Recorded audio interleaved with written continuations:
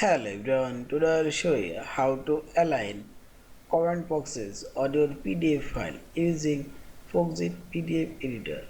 This is my text box comment box. I'll align all of this comment box. Click on this selection option and select annotation and drag your mouse cursor, select your text boxes you want to align.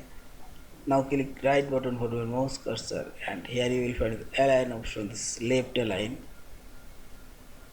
See this.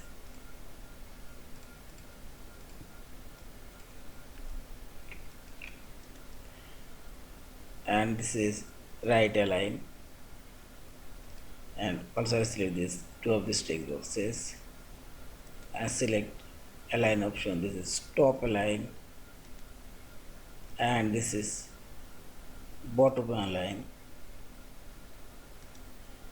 and this is align vertically, undo it,